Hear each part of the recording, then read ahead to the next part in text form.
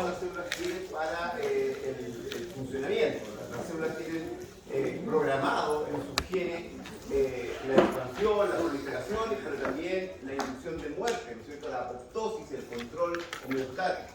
Los tumores pierden esa capacidad debido a mutaciones que se acumulan.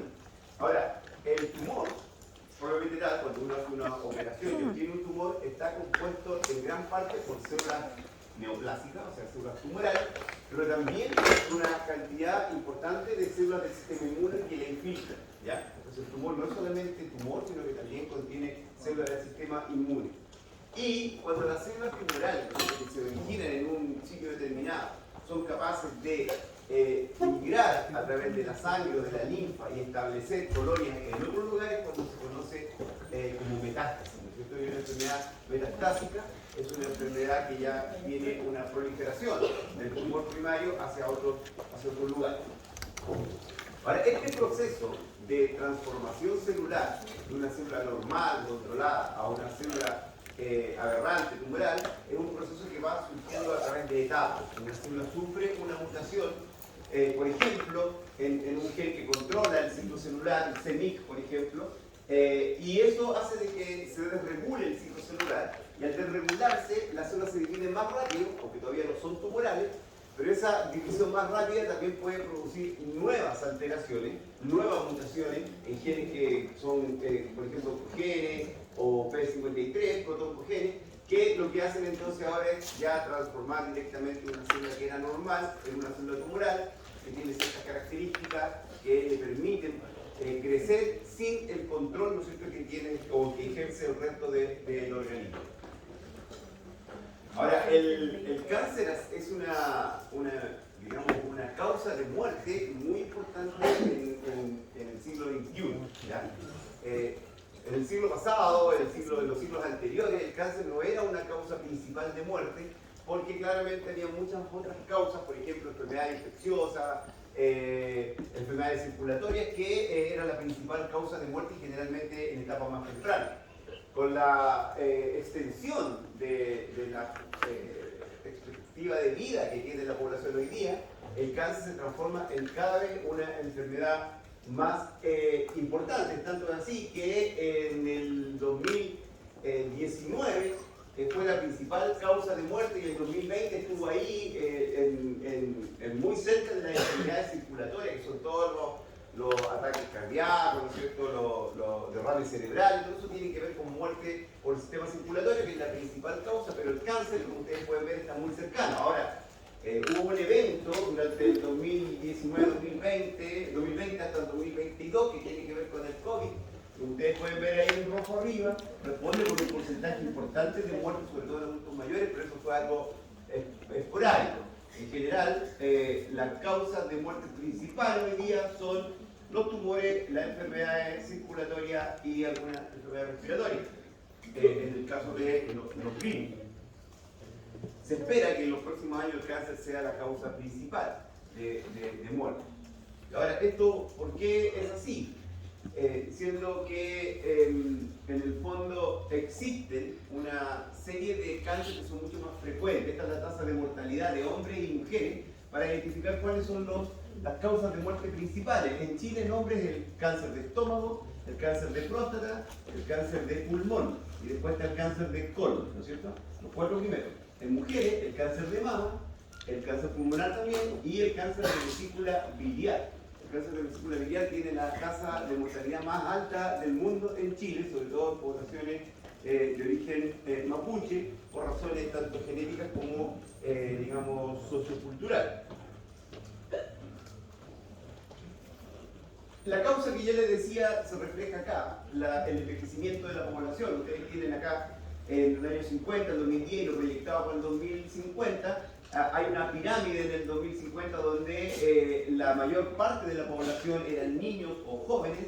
Luego esta curva se ha ido engrosando al medio, ¿no es cierto?, donde acumula una mayor cantidad de gente entre los 30 y los 50 años, y se proyecta que en el futuro del 2050 haya una población mucho más grande de adultos mayores. Por lo tanto, eso hace de que las enfermedades crónicas como el cáncer, Alzheimer, Parkinson vayan a ser problemas de salud pública importantes. Otro elemento es que hay factores de riesgo que son bien importantes en el cáncer y que los tienen que considerar, que tienen que ver con los estilos de vida no saludables, el tabaco y el alcohol, la nutrición, ¿no es cierto? O sea, sobre todo la obesidad, algunos agentes infecciosos y también elementos ambientales. Si nosotros pudiésemos de alguna forma controlar el uso del tabaco y digamos, la obesidad, se tendría un 50% menos de muertes por cáncer, por lo menos en nuestro país. Porque como ustedes pueden ver en esta gráfica, la mayoría de nuestra población tiene sobrepeso, incluso muchos son obesos. Y eso hace de que haya una constante inflamación crónica, que es la que de alguna forma está asociada al cáncer. Por lo tanto, el tener una vida saludable, hacer ejercicio, no beber alcohol, no fumar en exceso, tiene consecuencias en probablemente disminuir los riesgos de padecer esta enfermedad. Pero ahora lo que nos interesa, una vez que entendemos que lo que es el cáncer es... ¿Sí? No, quería preguntar la relación como entre lo de la nutrición y el desarrollo del cáncer, porque me acuerdo que en nutrición leímos un texto acerca de eso que decía que no había como una comprobación de que era así, sino que era como que la obesidad o la diabetes que se desarrollaba por eso era lo que generaba cáncer. Lo que pasa es que el cáncer, como lo vimos al principio, cuando hay una célula normal, lo que hace que esta se transforme en aberrante o genera mutaciones es el estrés, ¿ya? El estrés provocado por agentes tóxicos, por virus, pero también por la inflamación crónica, ¿ya?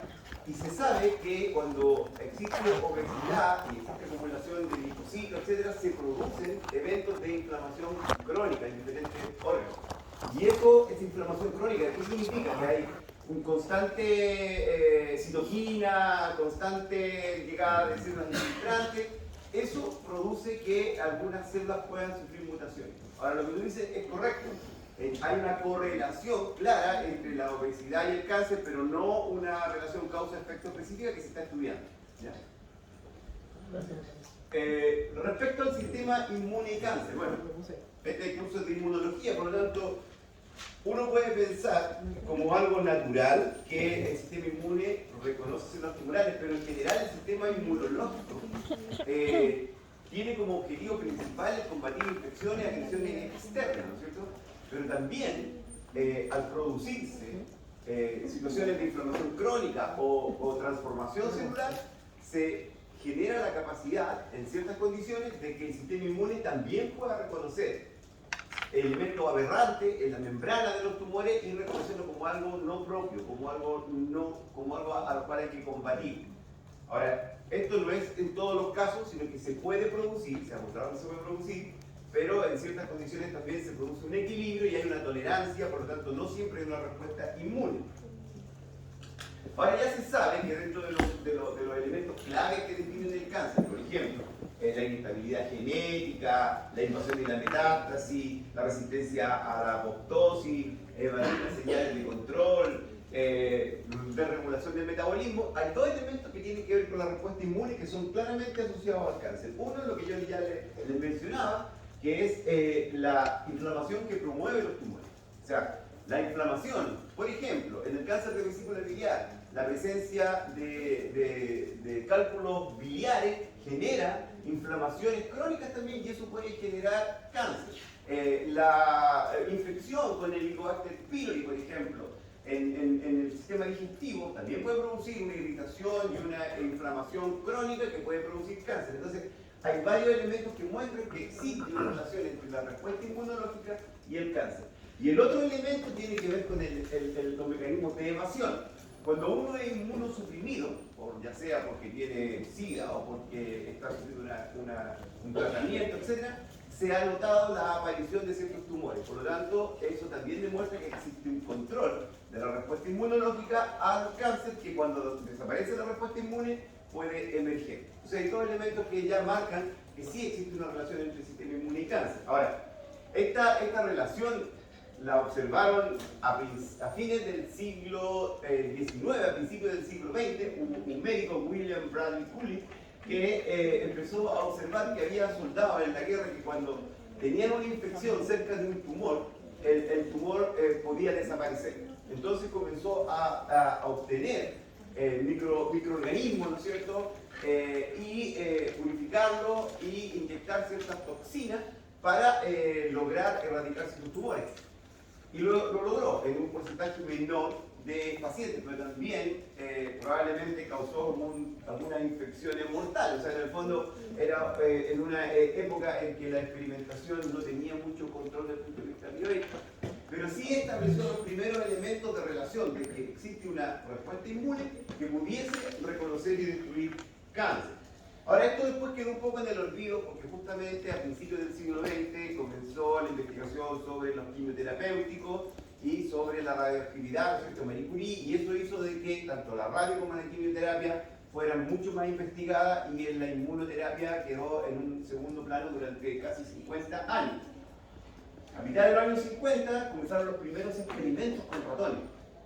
Se pudieron establecer cepas puras de ratones, o sea, que fueran todos los ratones prácticamente gemelos, o sea, con el mismo material genético.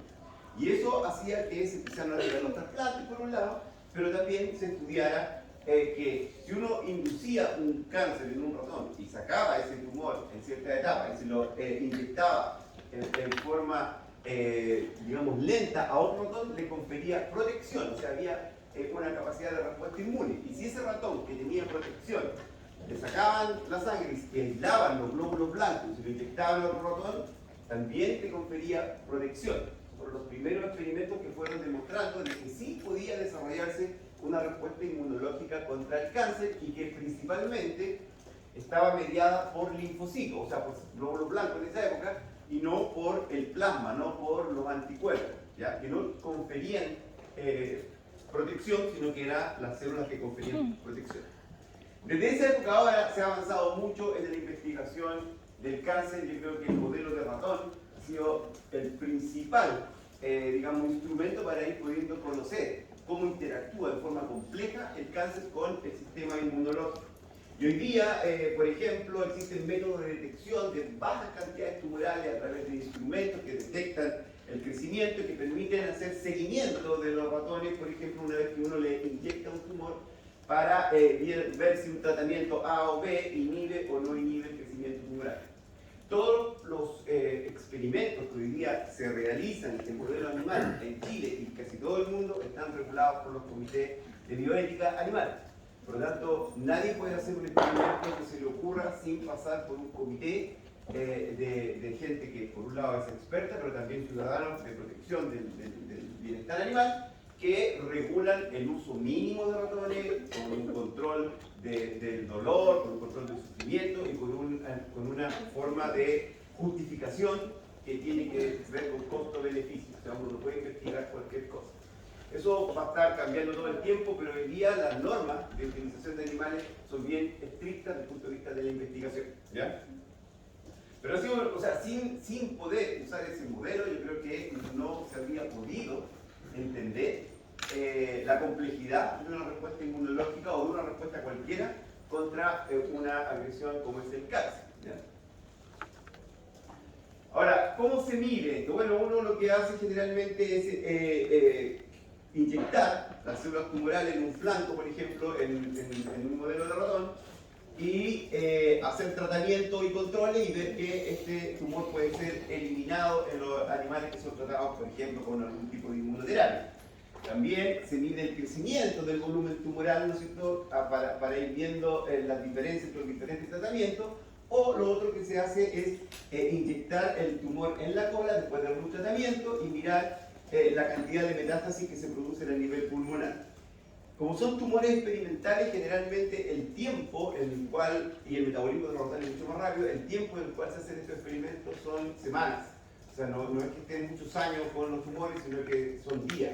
Generalmente 20 días duran los experimentos y los ratones son sacrificados cuando alcanzan un volumen que ya está preestablecido. No se puede dejar que el tumor crezca más allá de un cierto volumen, ¿ya? Pero de esta forma, por ejemplo, se logró identificar que existían linfocitos T capaces de reconocer tumores, que los CD8 son los principales infiltrantes de las células tumorales, que las natural killers son capaces de matar tumores, que las células dendríticas pueden inducir respuesta inmune. O sea, todos estos elementos fueron descubiertos a través del uso del modelo animal. Otro modelo que es interesante, que permite hacer un avance mayor hacia la clínica, tiene que ver con los modelos de animales inmunodeficientes o inmunosuprimidos. Para poder estudiar tumores humanos, no en pacientes, sino que en modelos biológicos, existen ratones a los cuales tienen mutaciones que, por ejemplo, hace que sean atímicos, nacen sin timo, por lo tanto, al no tener timo, no pueden seleccionar a sus linfocitos T maduros, por lo tanto, no pueden montar respuestas ni linfocitos T, muy pocas de linfocitos B, porque ustedes saben que los linfocitos B requieren ayuda de los linfocitos T. Por lo tanto, al no haber linfocitos T maduro, tampoco hay linfocitos B. Por lo tanto, esos ratones pueden aceptar, cuando uno toma un tejido humano, un tumor humano, y se lo inocula, el tumor puede crecer. En un ratón inmunocompetente, si uno pone un tumor humano, lo va a rechazar inmediatamente, ¿ya? Porque es xenogénico, es de otra especie. Lo mismo pasa entre humanos. Si nosotros tenemos, el tumor no es contagioso, el cáncer no es contagioso. Si uno toma una célula tumoral de una persona y se la inyecta a otra, eso es como un trasplante, inmediatamente va a ser rechazado, a no ser que la persona esté inmunosuprimida, ¿ya? Por lo tanto, en general hay una fuerte respuesta contra un tejido que no sea el propio. Pero en estos ratones, que son mutados y no tienen respuesta inmune, entonces uno puede hacer crecer el tumor y puede ir estudiándolo en vivo sin tener que pasar por un paciente. Acá esto está más complejo y el alumno no ayuda, pero yo se las puedo contar en realidad. Este es como el ciclo de una respuesta inmunológica ideal. ¿Cómo se produce la respuesta? Lo primero era que está la mutación, o sea, hay una inflamación crónica o algún elemento, un factor que condiciona, que hace que se transforme una célula en una célula tumoral. Y esta comienza a dividirse sin control y empieza a generar, ¿no es cierto?, una acumulación de células que es lo que conforma un tumor. Ahora, en ciertas condiciones, ese tumor puede generar estrés celular. Eso significa que va a liberar una cierta cantidad de moléculas que se llaman DAMs. ¿Ustedes se acuerdan los PAMs? Los PAMs son elementos conservados de los patógenos que son reconocidos por los PRR de la inmunidad innata y despiertan la inmunidad, ¿no es cierto? Los DAMs son homólogos a los PAMs, pero no vienen de patógenos, sino que vienen de las propias células estresadas, ya sea que están muriendo porque les falta oxigenación o porque hay una respuesta inmune innata o por cualquier motivo, y esta muerte inmunogénica genera la liberación de señales que despiertan la respuesta inmune y generan infiltración de neutrófilos, macrófagos, células dendríticas al sitio donde está el tumor. Las células dendríticas, como ustedes saben, son las principales fagocíticas cuando están en la etapa inmadura, se comen ciertos tumores y procesan los antígenos tumorales y los llevan al ganglio linfático, ¿ya? En el ganglio, como ustedes también ya saben, le presentan antígenos tumorales a los linfocitos T, CD4, CD8, MHC clase 1 y MHC clase 2, CD8, MHC clase 1, MHC clase 2, CD4. Y esto genera la expansión clonal de linfocitos T capaces de reconocer antígenos tumorales y estos migran nuevamente hacia el tumor y son capaces de destruir los tumores. Entre el punto de que las dendríticas llegan al ganglio y activan linfocitos vírgenes y que los linfocitos vírgenes lleguen al tumor y ejerzan su función, hay dos momentos de chequeo, ¿ya? De puntos de chequeo inmunológico. El primero en el ganglio. Los linfocitos, cuando se empiezan a activar en el ganglio, empiezan a expresar CTLA4, ustedes se deben acordar de eso. Y el CTLA4 inhibe la respuesta inmune. Entonces puede ser que en una respuesta ineficiente los linfocitos T comiencen a activarse contra el tumor, pero luego sean apagados en el propio ganglio linfático. Y el otro elemento es cuando salen del ganglio y llegan al tumor, comienza una interacción con las células del tumor a través de PD1, PDL1. Los linfocitos T, cuando están más maduros, expresan PD1, y si el tumor expresa PDL1, también ejerce una señal inhibitoria. Entonces hay dos elementos que pueden inhibir la respuesta inmune que se pueda generar naturalmente contra el cáncer. Hasta este momento estamos hablando de respuestas inmunológicas naturales. Acá no ha habido ninguna inmunoterapia, solamente está el tumor, puede generar señales de peligro, puede activar la dendrítica, puede llegar al ganglio la dendrítica, pueden activar linfocitos o pueden activar parcialmente linfocitos porque expresan CTLA4 y se apagan, o algunos que llegan al tumor también se van a apagar porque están interactuando con el PD1, PDL1, ¿ya? Pero en general, claro, en la mayoría de los pacientes con cáncer avanzado, este sistema está sobrepasado. Hay una inducción de tolerancia, probablemente o porque no se produjo esta inflamación local al principio, o porque se acumularon inhibiciones a través del CTLA4 y de PD1, ¿ya? De todas formas, en una respuesta normal, hay dos células que son efectoras principales para destruir el cáncer. Los neutrófilos son uno de ellos de la inmunidad innata, pero dentro de las células citotóxicas están las natural killers.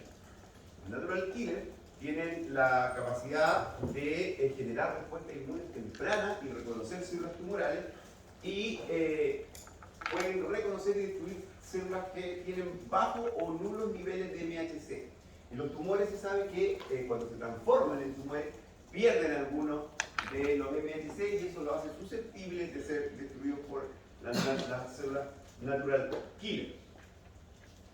En general, las natural killer, a diferencia de los linfocitos T, CD8 citotóxicos, no tienen un receptor específico contra el cáncer, sino que son múltiples receptores, inhibidores y activadores que en el fondo generan un equilibrio, y si predomina la activación, la NK mata, pero si predomina la inhibición, la NK no mata. Entonces, generalmente lo que buscan las NK o lo que sensan son marcadores que están en las células normales. Si están en las células normales, mientras más normal sea la célula, más señales inhibitorias va a recibir la NK para matar. En un tumor se pierden algunas de las moléculas normales, por lo tanto la NK no recibe esa información inhibitoria y puede destruir, ¿ya? Y la otra célula que es súper importante son los linfocitos TCD8, ¿ya? Hasta el momento ustedes saben que uno de los, digamos, células principales de la respuesta inmune o centrales son los linfocitos TCD4. Los TCD4 son los ayudadores de todos, ¿ya? Entonces ellos, por una parte, ayudan a las células dendríticas a madurar y generar mejor presentación antigénica, ayudan a los linfocitos B a transformarse en células plasmáticas y generar anticuerpos, ayudan a los linfocitos citotóxicos a través de citoquinas para que sean más activados, activan a los macrófagos para que destruyan lo que se han fagocitado. Entonces las CD4 son fundamentales. Si las bloquean, la respuesta inmune se desarma, como sucede por ejemplo en los pacientes con SIDA, donde principalmente pierden los linfocitos CD4 y genera un vacío que debilita fuertemente la capacidad de respuesta.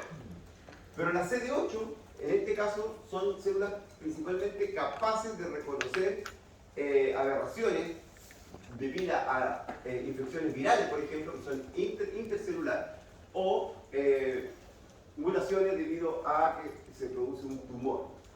¿Qué es lo que hacen los linfocitos CD8?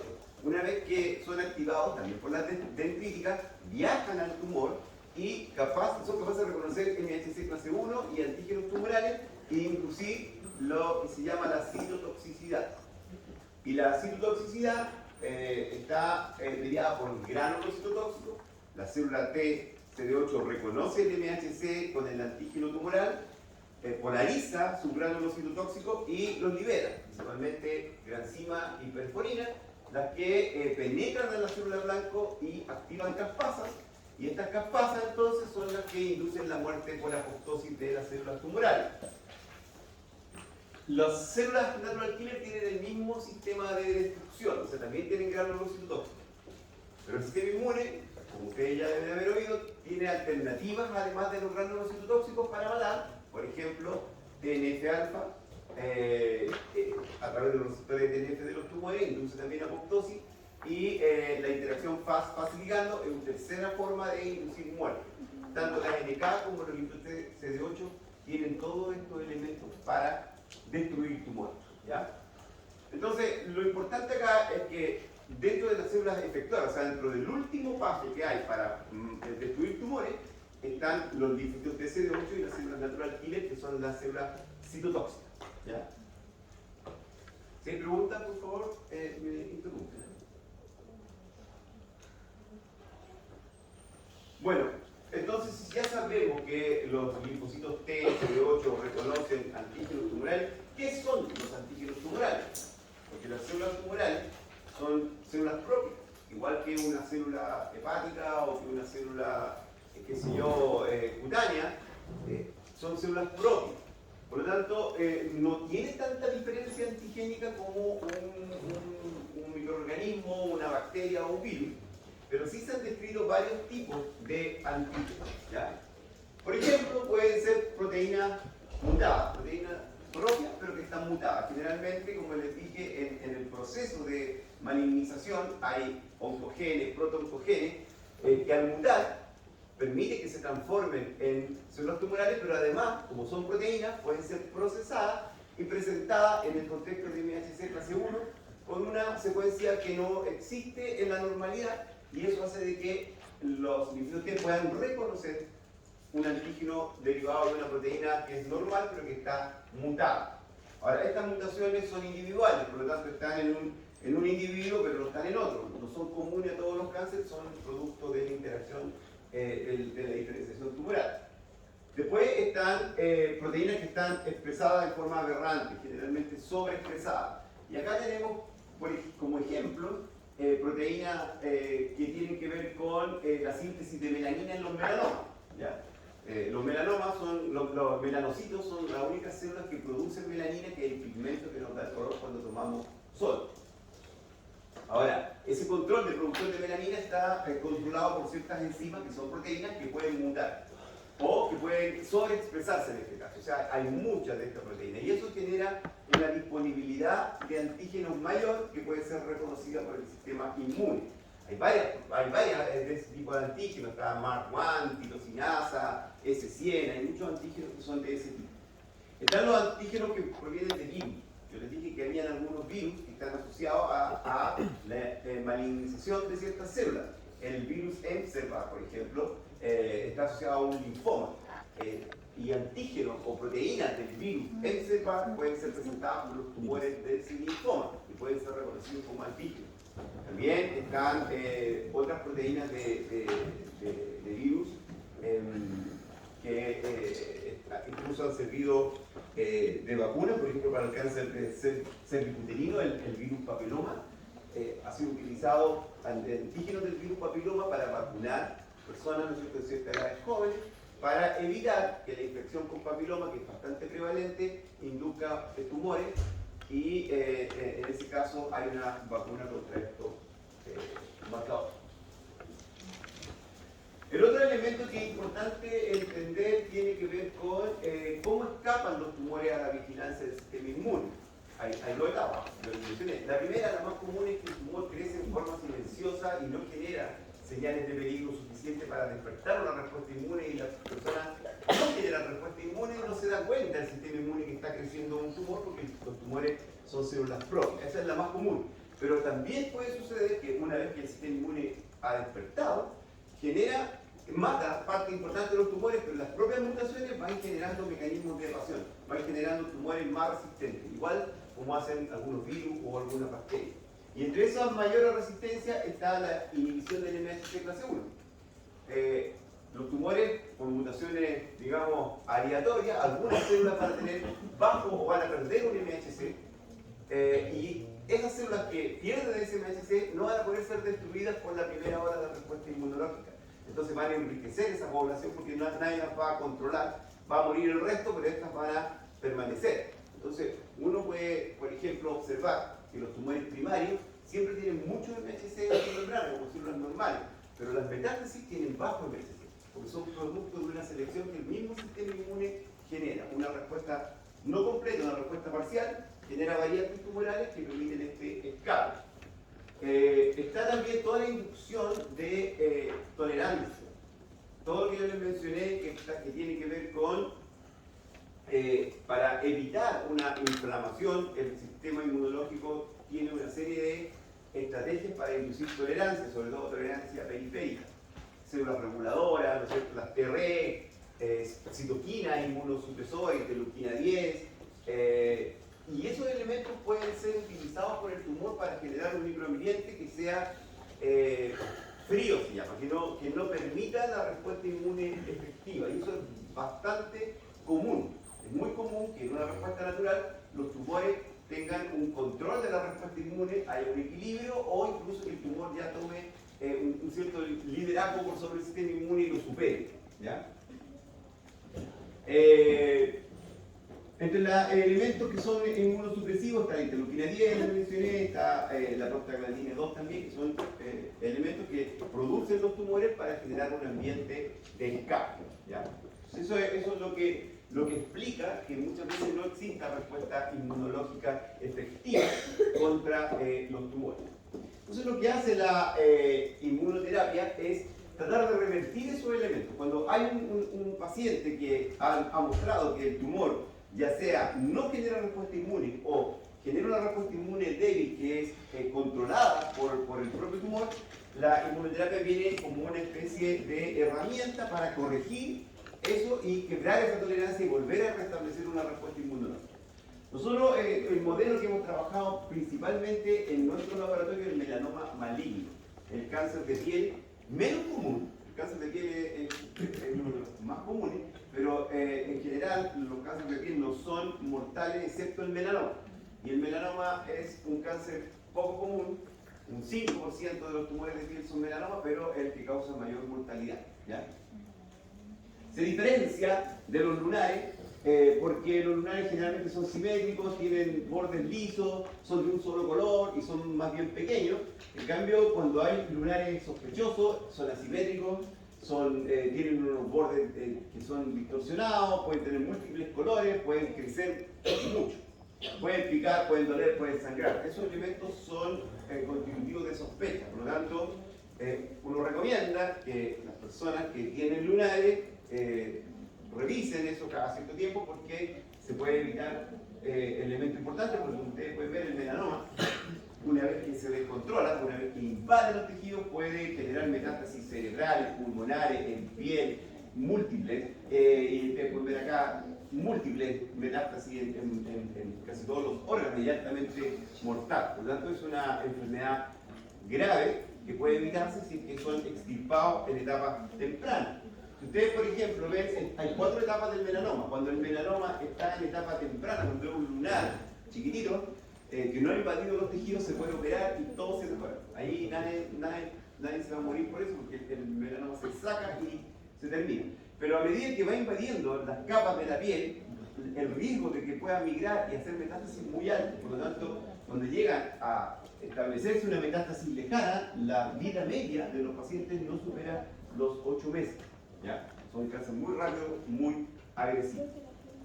Ahora, históricamente se sabe que el melanoma es un cáncer que tiene relación con el sistema inmune, que el sistema inmune de alguna manera está involucrado en su control. Por lo tanto, ha sido un modelo bien importante, además que es muy resistente a la quimio, muy resistente a la radioterapia. Por lo tanto, es un modelo de estudio muy susceptible de generar diferentes pruebas. Hay varias terapias que se han utilizado, la cirugía, la principal, radioterapia, quimioterapia y lo que les voy a conversar hoy día, que es la inmunoterapia. Entonces, la inmunoterapia se basa en los conocimientos que ya discutimos de la respuesta inmune natural contra el tumor y la manipulación que podemos hacer desde la ciencia para romper cierta tolerancia y ayudar a los pacientes a través de su propio sistema inmunológico. Bueno, esto es un gran salto, como fue una promesa desde los años 50 hasta el año 2010 más o menos, donde siempre habían nuevos descubrimientos y se pensaba que venía una herramienta que iba a servir, pero cuando se probaba en la clínica no resultaba mucho, porque generalmente hay una diferencia muy importante entre un modelo de ratón y entre los seres humanos. La diferencia principal está en que el modelo de ratón, todos los ratones son idénticos, en el modelo humano somos todos distintos, por lo tanto una intervención similar, tiene efectos distintos en las personas, pero los ratoncitos, como son todos iguales, permite mejores efectos. Pero en 2013 se pudo determinar que la inmunoterapia era una herramienta importante porque se aprobó la FDA el uso de anticuerpos bloqueadores. ¿Qué es lo que hacen estos anticuerpos bloqueadores? Son dos anticuerpos bloqueadores. Uno es un anticuerpo contra CTLA4. ¿Ya? y el otro es un anticuerpo contra PD1.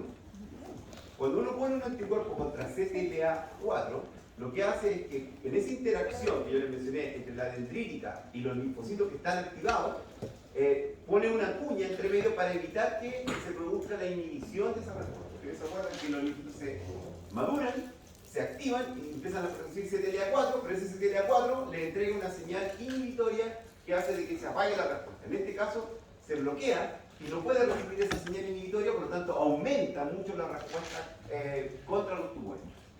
Y lo mismo pasa con el anti-PD1, pero ese a otro nivel. Cuando llega el linfocito al tumor, el tumor le expresa PDL1, que es el ligando de PD1, y inhibe esa respuesta. Al poner un anticuerpo bloqueante, se interrumpe esa interacción, por lo tanto los linfocitos pueden activarse más y pueden matar los tumores.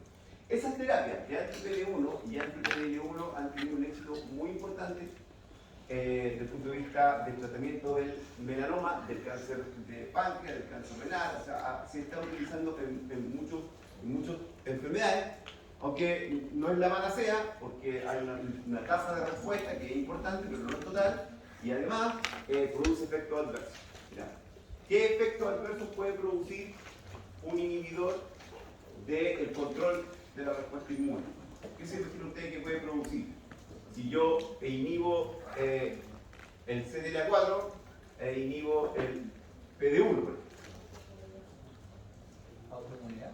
Exacto.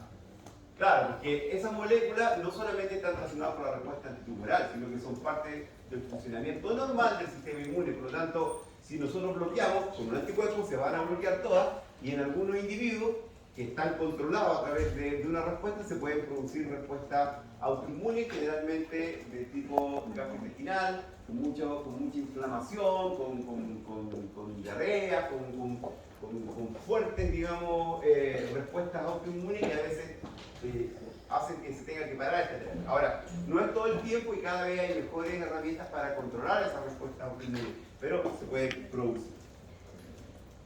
Ahora, en la historia, antes de estos anticuerpos que fueron como el que dio el quiebre, hoy día, cuando nosotros empezamos a trabajar en esto con el sistema inmune en el año 2000, más o menos acá en Chile, los oncólogos, profesionales, los médicos, eran escépticos, no creían mucho, esto es como un cuento que viene pero no pasaba. Hoy día eso no es así, o sea, la inmunoterapia es una herramienta que todo oncólogo sabe que tiene que utilizar, porque y en algunos casos incluso, primera línea. Pero para que llegáramos allá, primero hubo que pasar por la utilización de citoquinas recombinantes, la utilización de anticuerpos monoclonales, no contra estos checkpoints, sino que contra antígenos del propio tumor, terapia celular adoptiva y lo que son las inmunizaciones o las vacunas contra el cáncer. Y eso es lo que nosotros hemos trabajado más en nuestro grupo. Las vacunas contra el cáncer no son igual que las vacunas contra el COVID o contra los virus, que son preventivas, que se usan en toda la población para evitar una enfermedad comunitaria. Las vacunas contra el cáncer son terapéuticas, se utilizan en los individuos que ya están enfermos para evitar la muerte de ellos mismos, no para evitar el contagio, porque el cáncer no es una enfermedad contagiosa. Los anticuerpos monoclonales hacen una herramienta importante, incluso las terapias anti-CTLA4 y anti-PD1 son anticuerpos monoclonales. Es una tecnología que consiguió el premio Nobel, ¿no es cierto?, en que hace de que se generen anticuerpos a partir de los linfocitos B de un animal inmunizado, por ser un conejo, un ratón, etc., u otro tipo de animal. Se pone el antígeno, se genera una respuesta y se obtienen los linfocitos B, y los linfocitos B se fusionan con una célula inmortalizada, tipo tumorales in vitro. Y esto hace de que se produzca un híbrido, que se llama hibridoma, un híbrido de una célula B que produce anticuerpos y una célula inmortal. Y eso hace que uno pueda trabajar en fábricas de producción de estas células y generar anticuerpos, y esos anticuerpos nosotros son purificados y son utilizados para bloquear una molécula determinada en el organismo. ¿Ya? Pero ahora, los anticuerpos, si uno lo hace, por ejemplo, de un ratón, uno toma descubro que la proteína X es una proteína que está en el cáncer, entonces voy a hacer un anticuerpo contra la proteína X. Aíslo la proteína X, se la inyecto con ciertos ayudantes a un ratón y voy a generar anticuerpos contra la proteína X. Purifico esos anticuerpos y se lo inyecto a un paciente con un tumor que tiene esta proteína X. Eso va a generar una respuesta, pero rápidamente, como el anticuerpo de ratón es una proteína xenogénica, va a generar una respuesta contra esa proteína. Por lo tanto, va a resultar una vez, la segunda vez no, porque va a entrar esa proteína y inmediatamente va a haber otro anticuerpo y otra respuesta inmune que van a bloquear eso. Entonces, para evitar esa respuesta contra las proteínas animales, comenzaron a utilizar ingeniería genética en diseñar anticuerpos que primero eran quiméricos, o sea, tenían la zona constante humana y la zona, digamos, variable del ratón, disminuía entonces la respuesta contra el anticuerpo, o humanizado, donde ya solamente las zonas hipervariables se utilizan con el resto del cuerpo de un anticuerpo humano. Y eso es lo que principalmente se ha utilizado en la clínica y nos genera esta digamos, reacción contra los anticuerpos extraños. Entonces, la mayoría de los anticuerpos que se utilizan hoy día en la clínica son humanizados. Pero, además de eso, se está investigando fuertemente los anticuerpos completamente humanos hechos en animales. Y ellos ya son transgénicos. ¿Ya? Son animales que se les reemplaza en la etapa embrionaria sus segmentos que van a producir las cadenas de inmunoglobulinas por segmentos humanos. Por lo tanto, cuando después crecen y son inmunizados, los anticuerpos que producen son 100% humanos o humanos compatibles. ¿Ya? Esa tecnología no está todavía, está bien avanzada, pero no sé si existe comercialmente hoy día algún anticuerpo que sea totalmente humanizado. Lo dudo, pero no, puede que sí, pero no lo conozco. Pero sí, la mayoría son anticuerpos humanizados, no completamente humanos, sino que humanizados en un alto porcentaje. Y ahí hay anticuerpos, por ejemplo, herceptina, que se usa en cáncer de mama avanzado, en cáncer ovárico, y que tiene efecto en la sobrevida de los pacientes. La línea amarilla indica, la primera muestra que ustedes le dan de sobrevida es que es el porcentaje de pacientes, el 1 es 100%, que está vivo, y aquí está el tiempo, entonces a medida que va pasando el tiempo van muriendo los pacientes y va disminuyendo el número de pacientes vivos. Pero la diferencia entre las curvas indica que hay un mejor efecto del tratamiento con herceptina que otro tratamiento. Y aquí está lo que yo les mencioné, ahora en una gráfica para que lo puedan ver, el uso de los anticuerpos que son monoclonales pero contra checkpoint. El anti-CTLA4, que es el que interactúa entre el que bloquea la interacción entre el linfocito T y la dendrítica, el ganglio, linfonodo, y el anti-PD1. Los mejores resultados se han dado con la combinación de ambos anticuerpos. Cuando combinan los dos es cuando se generan los mejores, digamos, resultados, y de todas formas hay un porcentaje que son esta primera curva, ¿no es cierto?, que no tienen respuesta con el tratamiento. Después hay unos que tienen una respuesta parcial y otros que tienen una respuesta de largo plazo. Aparte de los anticuerpos, que fue un gran avance que ya se está usando en la clínica, hay otra tecnología que también se está usando en la clínica, que son los CAR T-cells. ¿Ya? Se partió, ¿no es cierto?, con el establecer que eran los linfocitos CD8 los que podían reconocer y destruir tumores. Ahora, si nosotros sacamos linfocitos CD8 de la sangre periférica, el número de linfocitos activados contra el tumor va a ser muy bajo, porque ahí están circulando todos los linfocitos con todas las diferentes especificidades. Pero si uno saca un tumor, yo les dije que el tumor era no solamente tumor, sino con un alto nivel de infiltración. Todos los linfocitos, la más gran mayoría de los linfocitos que infiltran el tumor son antitumor. ¿Ya?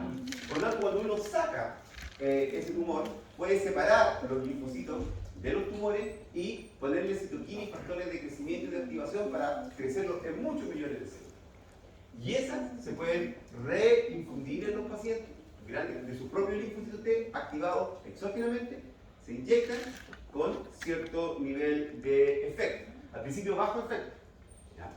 Al principio no funcionaba mucho, pensaba que la idea era buena, se activaban los linfocitos, se crecían los linfocitos, se medía in vitro si es que reconocían tumores, los reconocían, los mataban, perfecto, juntaban gran cantidad, lo inyectaban, pero no destruían los tumores.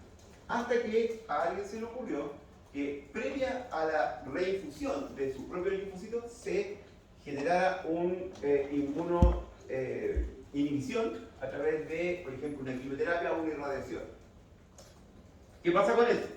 Si nosotros pensamos que la respuesta inmune no es solamente efectora, sino que hay una serie de elementos que la controlan, o sea, de tolerancia, cuando se produce una inhibición, se resetea todo el sistema. O sea, las regulatorias también mueren, todas, y queda el sistema vacío. Y cuando se produce eso y uno reinfunde linfocitos T, ahí sí que las respuestas son totales, ¿ya? Ustedes pueden ver ahí que un hígado que está lleno de metástasis, a través de estas terapias, permiten entonces que se destruyan totalmente los tumores porque el sistema inmune ha sido reseteado. ¿Cómo era esto entonces?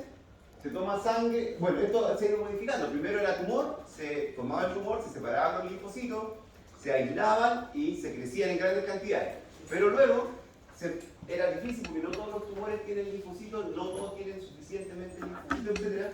Por lo tanto, se estableció una tecnología en la cual se toma linfocitos de sangre periférica, que ahí sí que son abundantes, pero yo les dije que tienen todos los TCR distintos, por lo tanto no son, la gran mayoría no son antitumorales, pero nuevamente con biología molecular se le coloca el receptor específico contra algo que uno quiere que el tumor exprese y este receptor lo destruya, y se acopla ese receptor con la maquinaria de citotóxica que yo les mencioné, con todo este proceso de gránulos tóxicos, granzima, etc. Entonces, todos los linfocitos que salen de la sangre son transfectados y todos van a tener un receptor contra el tumor y van a ser capaces de generar una célula citotóxica que es artificial, ¿ya? Y esa es la tecnología CAR-T, y el CAR-T ha proliferado tanto porque este segmento, esta molécula puede ser cualquiera, o sea, diferentes grupos buscan diferentes blancos, la acoplan con diferentes cosas, entonces hay una herramienta que es muy versátil y ha sido utilizado en muchos tipos de tumores. Donde mejor funciona y se ha utilizado y ha sido aprobada por la FDA es en tumores de hematopoyéticos, linfomas, leucemia. No se sabe por qué, yo creo que tiene que ver un poco por la incapacidad que tienen de infiltrar tumores sólidos, no ha sido muy funcional en tumores sólidos tipo melanoma, cáncer pancreático, cáncer de colon, sino que más bien en tumores que son solubles. Algún elemento hay ahí, pero de todas formas es una segunda inmunoterapia de alto, digamos, uso. Finalmente, contarle un poco lo que nosotros hemos hecho acá en Chile con las herramientas que tenemos. Esto se inició hace mucho tiempo. Nosotros trabajamos con las vacunas contra el cáncer. Y lo que, utilizando el conocimiento que yo les conté, lo primero que quisimos hacer es producir células presentadoras de antígenos ex vivo, o sea, fuera de los pacientes, para generar, educarlas y que expresen los antígenos tumorales que nosotros queramos. Y esta tecnología, ¿no es cierto?, que se llama TAPCEL, se consiste en que a un paciente con un cáncer, digamos, avanzado, de melanoma principalmente, se le produce, o sea, se procede a hacer una leukapheresis, que es 2 vías, por una sale a la sangre, va a una máquina, centrifuga, separa ciertos glóbulos blancos y el resto lo devuelve al organismo en un proceso que dura un par de horas, ¿ya? Se obtiene un concentrado de células de glóbulos blancos importantes, de PBMC, Peripheral Blood Mononuclear Cells, y de ahí se aíslan los monocitos. Los monocitos se sabe que con ciertos factores se pueden transformar en dendríticas inmaduras. Y eso es lo que hacemos, la incubamos en el laboratorio con ciertos factores, GMCCF, interleuquina 4, y obtenemos células dendríticas inmaduras. Estas células dendríticas inmaduras, ustedes se acuerdan que son altamente fagocíticas y van a los sitios de inflamación, se pueden comer tumores, pueden comer virus, etc. Nosotros las tomamos y le entregamos un puré de tumores que se llama trimen en el laboratorio para que ellas las procesen y las incorporen, procesen y las presenten en el contexto de medicina. Y en un proceso que toma 48 horas obtenemos de la sangre de los pacientes células dendríticas maduras que tienen altos niveles de NHCKC1, NHCKC2, antígenos tumorales y moléculas coestimuladoras. Esas entonces fueron las que nosotros probamos en estudios clínicos con pacientes con melanoma maligno, con la doctora Mercedes López y otros médicos del hospital clínico. Se seleccionaron primero 15 pacientes, después 50 más, después 50 más, hemos tratado casi 150 pacientes, a los cuales se somete entonces al paciente a la leukapheresis, se obtienen sus dendríticas, se congelan y se le entregan junto con un ayudante en 4 inoculaciones, el día 10, el día 0, el 10, el 30, el 50. 4 vacunas es un tratamiento. Una vez que se ha producido un test al cual se le inyecta al paciente antígenos tumorales para ver la reacción de tipo DTH, que es una inflamación que está mediada por las células de memoria del sistema inmune. ¿Ya? Entonces, si se produce ese enrojecimiento y esa inflamación, quiere decir que hay memoria, o sea, hay linfocitos CD4 y CD8 de memoria específico para los antígenos tumorales. Entonces, eso nos permite determinar si hay respuesta o no hay respuesta. Entonces, estos estudios lo publicamos en varias revistas, pero lo importante que nos mostró es que, primero, un 60% de los pacientes que vacunamos generan esta respuesta inmunológica un mes después que han sido vacunados. Hay un 40% que no genera esta respuesta. Ahora, lo que uno primero piensa entonces es que a lo mejor los pacientes del 40% están más inmunosuprimidos o están más enfermos, pero no es así porque usamos controles de antígenos bacterianos comunes a los cuales toda la población debería reaccionar, y el 90% de los que no responden contra los antígenos tumorales sí responden contra los antígenos bacterianos, por lo tanto tienen un sistema inmune que funciona. Lo que no tienen es memoria inmunológica porque están tolerizados, ¿ya? Ahora, cuando sacamos una biopsia de estos DTH, podemos ver que están constituidos por linfocitos CD8, CD4 y CD45 que es un marcador de memoria. Por lo tanto, sí, lo que estamos generando en los pacientes es memoria inmunológica, ¿ya? Ahora, lo importante de esto, tiene que ver con los efectos en la sobrevida de los pacientes. Y acá vimos algo súper interesante. Vimos que los pacientes vacunados, yo les dije que tenían entre 8 a 10 meses de sobrevida. En el caso nuestro, el promedio, o sea, la mediana es de 16 meses. Pero, si separamos a los pacientes que hacen DTH, o sea, que desarrollan respuesta inmune, de los que no, hay un aumento de la sobrevida de 4 meses, hasta 35 o 36 meses de sobrevida para pacientes que son metastásicos avanzados, ¿ya? Es más, un 33%, o sea, 1 de cada 3 pacientes vacunados que estaban en etapa 4, ¿no es cierto?, viven más de 5 años. Cuando un paciente vive más de 5 años se considera en remisión, ¿ya? Por lo tanto, hay un 33% de los DTH positivos que en el fondo aún están vivos. O sea, en el fondo hay un efecto de control del tumor que es bien importante, ¿ya?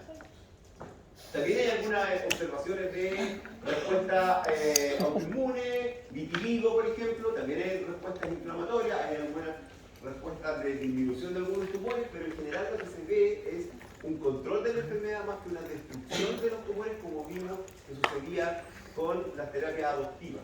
No se ve como una destrucción masiva, sino que se ve un control que impide que los tumores que existan generen otras metástasis, y en general los pacientes mueren por la carga tumoral. O sea, cuando uno pregunta ¿de qué muere un paciente con cáncer? Bueno, el tumor consume energía, crece, se disemina y debilita, y en el fondo la carga tumoral, el peso que le significa metabólico al paciente tener que mantener todos sus tumores, es lo que le causa la muerte. Por lo tanto, el inhibir esa expansión alarga fuertemente la sobrevida, ¿ya? Y ahí está la ciencia, o sea, la investigación no solamente buscar un producto y hacerlo, sino que también pensar por qué las cosas no funcionan. Y uno de los esfuerzos que fue durante muchos años es tratar de entender por qué el 40% no responde desde el punto de vista inmunológico. Y ahí hay varios investigadores que han trabajado junto con nosotros, que han determinado elementos que se asocian a una no respuesta. Por ejemplo, algunos pacientes, demostró la doctora Mercedes López, que algunos pacientes tienen la tendencia a generar muchas más células reguladoras que otros. Y los que generan muchas células reguladoras generalmente no responden a la vacuna, y los que son de DTH positivos disminuyen incluso el número de células reguladoras. Titanelli demostró también que en la población existen polimorfismos. Nosotros somos todos distintos y existen polimorfismos asociados a moléculas de la respuesta inmune. Por ejemplo, los toll-like receptors. Existe un polimorfismo del toll-like receptor 4, que es uno de los elementos que las células dendríticas, por ejemplo, usan para activarse. Y cuando está mutado, o cuando tiene un polimorfismo, mejor dicho, no es una mutación, es una variación, no genera una respuesta tan potente, y eso se refleja en que los pacientes que tienen el polimorfismo minoritario tienen peor respuesta que otros. Y por último hemos visto en la sangre de los pacientes que se generan algunos marcadores inmunológicos en algunos macrófagos que están relacionados con las respuestas positivas o no.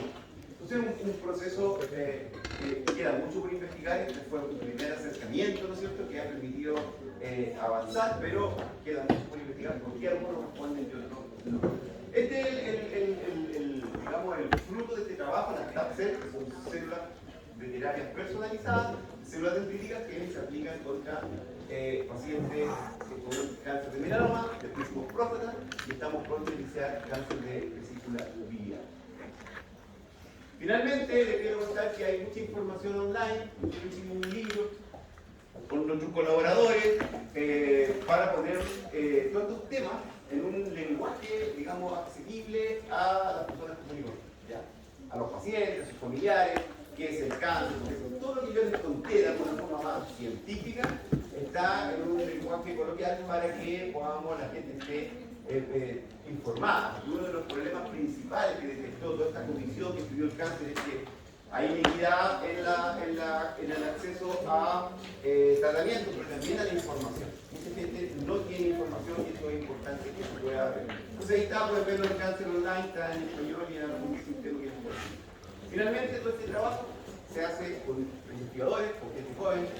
Ustedes pueden ser futuros investigadores, aquí hay de todas las carreras, de veterinaria, tecnología médica, enfermeros, médicos, biotecnólogos, biólogos, bueno, mucha gente ha pasado y a través de la investigación, ¿no es cierto?, sistemática, uno puede ir generando conocimiento y probablemente, si tiene suerte, soluciones para problemas graves como es el cáncer. Así que eso, si no hay preguntas, nada, eso es.